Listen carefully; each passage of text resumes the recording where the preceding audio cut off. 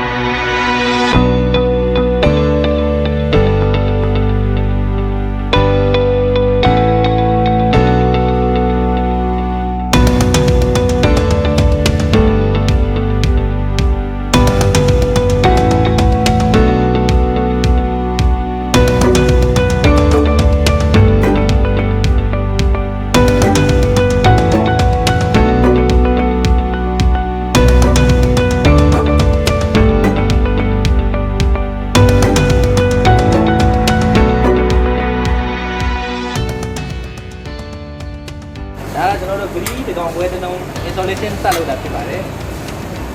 ဒါတော့ကျွန်တော်တို့ begin ဆွဲပြီးတော့ဒီစုံနေတာဖြစ်ပါတယ်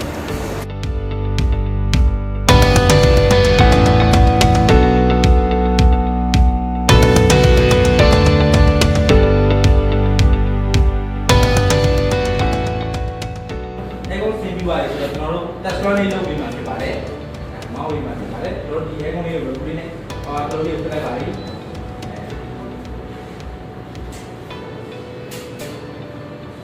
ပြီးတော့မှဒီ temperature ကနေနဲ့အေးနှုန်းလိုက်ကြပါပြပါတယ်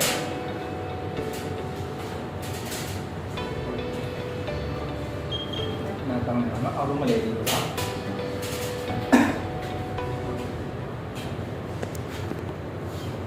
ဒါအောက်လုံးလဲသွားပြီဖြစ်ပါတယ်ကျွန်တော်တို့အေးနှုန်းကိုစိုက်ပြီးတိုင်းမှာဖြစ်ပါတယ်ကျွန်တော်တို့15နော်14ပြည့်ပြည့်နဲ့ဆင်းလာပါတယ်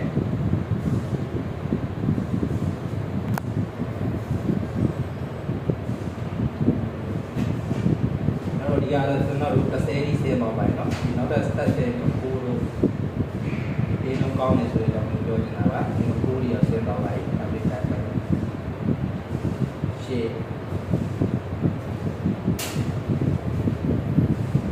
ဒီအကောင်တောင်းပါတယ်ဒီအကောင်မြန်မြန်အားပေးကြပါလို့ပြောချင်ပါတယ်ဒီလုံးကောင်းတဲ့အတွက်ကြောင့်မလို့တော့5ရုပ်ရှိပါတယ်ဆင်းတော့